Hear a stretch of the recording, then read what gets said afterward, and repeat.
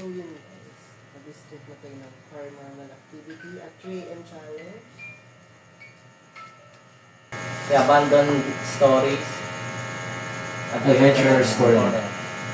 At this time, while we were talking about our exploration, at the school during the first exploration, for some reason someone stopped our video camera while it was playing, and someone suddenly answered necroponic. Oh, ikaw nag-stop nun, no? Dito. Okay, dito, tinatawagan ko ang mga espiritu, lalo na yung batang babae na nabalitaan namin na dito pinatay sa likod nito, dito lang sa likod niya. Babaeng bata na pinatulog daw ng ulo, ito pa ito ang ginahasa rito, pinatay. Yeah. Okay na. Ready mo? Ano sabi? Yeah, dalawang beses. Yeah. Kung narito ka, at gusto mo mag-communicate sa amin, You can help. pwede kang magpatunog ng mga nilagay namin gadget dito. Pwede kang kumuha ng energy doon sa EM pump, nandun sa may doormat, sa may pintuan, nakalagay. Ayun, dumaan ka. Doon kayo kumuha ng energy.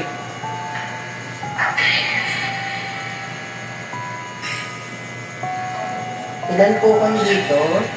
And here we turned off the lights we used for the spirits, who were afraid or hurt by the light.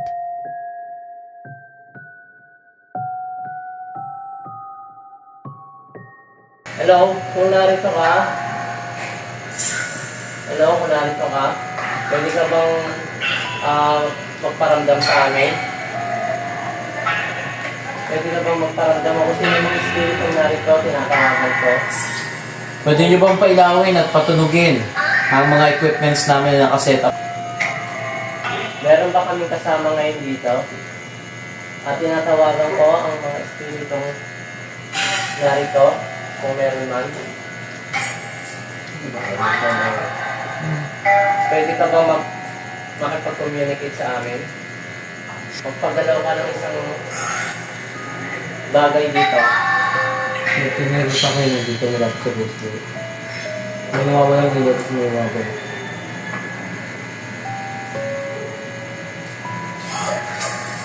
Sino po yun? Me daw. Ikaw? Bata. O, sino ka nga? Bata. Pwede ka ba Ano magpakilala? Anong pangalan mo ulit? Ha? Yung unang explanation natin dito, tinanong natin, anong pangalan mo? Sabi, Dexter and Peter. Tapos naulit na naman. Dexter and Peter. Peter daw. Sabi nandito pa lang sila.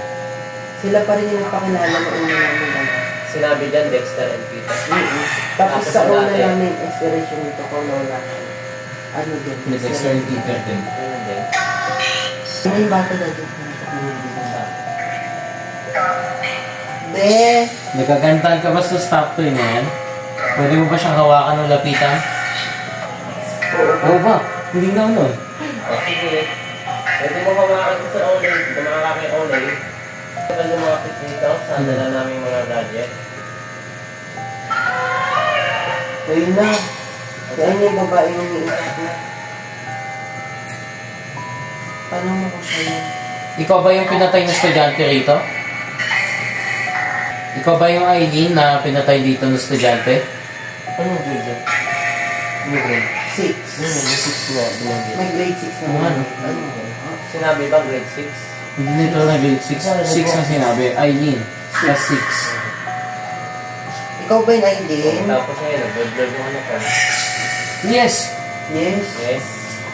Aileen, gusto mo ba tulungan ka namin? Need help. Ah, Please. please. Okay, sige. Tutulungan ka namin. Kilala mo ba yung pumatay sa'yo? Ano mo? Ano mo? Ayun, napubuan yung helmet ko. Ayun na, may naglalakad dito. May umakit na hagdan. Kaya lakad dito. May umakit na hagdan. Kaya nga. Sige, sige. Umano ka dyan. Kaya umano ka. Sige, sige. Alam sa hangin, no? para mag-ano ka dito sa music box. Ayan, lumalamig.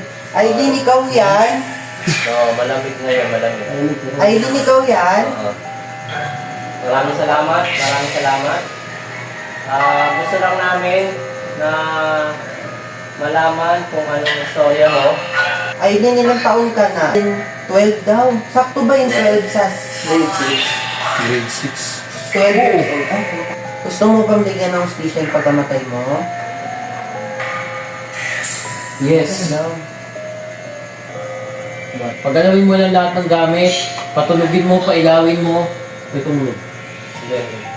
Ano kayo? Ito sulat ko. Ayan, ang dami na nila oh.